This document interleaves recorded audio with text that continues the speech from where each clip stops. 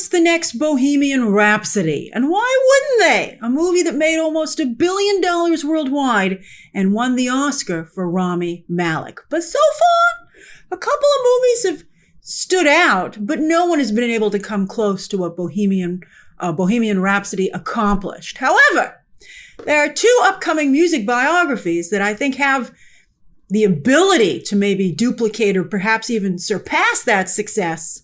And that's the Sam Mendes For Beatles movie. Let's see if that works out for him. It's a bold strategy, Cotton. But then also this Michael Jackson movie. Michael Jackson is iconic, but also problematic. And this movie is, made with the assistance of his family. And I think we're all wondering if it can strike the right balance of telling the story of his life.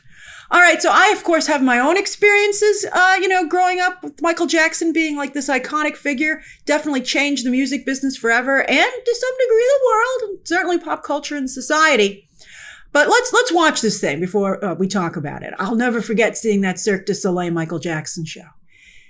It was incredible. All right, I often wish that I could go and see it again. Is it still playing? I don't know. It was amazing. All right, here we go.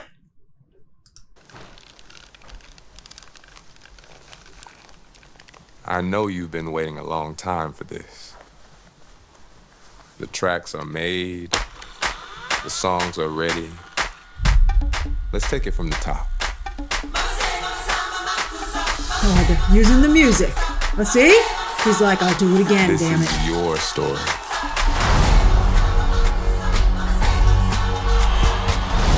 Honor your past.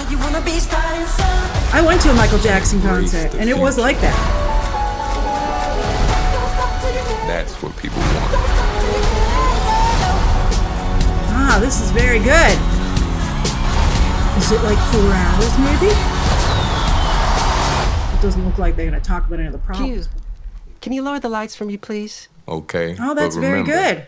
In here, keep those feet still, my man.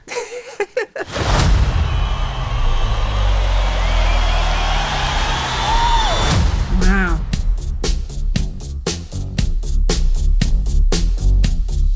That looks very good. I can't believe how good it looks. Experience it in IMAX, I will. I've often said that the reason that Bohemian Rhapsody did so well is that it recreated the feeling of going to that iconic Live Aid concert. And if they can recreate the feeling of Michael Jackson's multiple iconic performances in person in concert, but also in his music videos, in just pop culture in general, this thing could be huge. Lionsgate. I hope the Lionsgate jinx doesn't get this thing, but it looks, they've certainly taken their time. They've had to do reshoots. But I mean, please, just like Rogue One, take your time if it means you're going to get it right. But so far, I see the potential for $1 billion picture. Now, some people might be like, should we bring in the potential negative stuff? But I think it's irresponsible not to, because, I'd be very curious to hear your own thoughts and experiences with Michael Jackson down below. But towards the end of his life, he died tragically. His, very similar to what happened with Matthew Perry, the people supporting him, who worked for him, killed him. His doctor killed him. But the scandals of what happened to him really did kind of take over the narrative of his, of who he was. So I don't know how but I think at the same time, you want to acknowledge what he did. It's funny, I thought of the Cirque du Soleil thing first when I did see him live in concert. I guess because, I'll tell you about the concert in a minute, but I think the Cirque du Soleil captured like the essence of Michael Jackson. It kind of like, because he has become like bigger than a person. He's just a force of pop culture nature in many ways. And I think the Cirque du Soleil show did such a wonderful job capturing that. But I did see him in concert actually right before September 11th, believe it or not.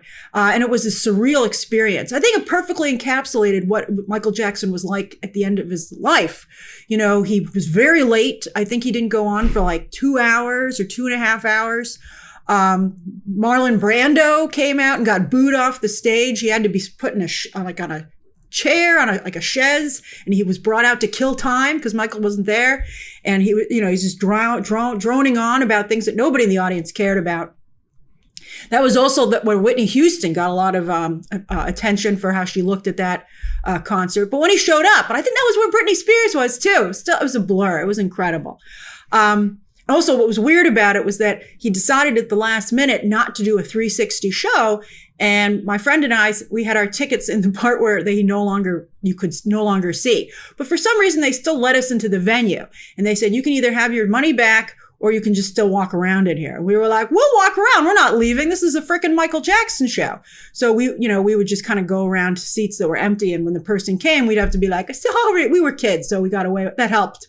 We were like, sorry. And then we'd go and find some other seats that were empty. But it was really an incredible experience. But yeah, I mean, I grew up, watching I've mentioned this before, a VHS of Michael Jackson's greatest music videos that I would watch regularly growing up. And I loved it so much. I remember each of the videos so well.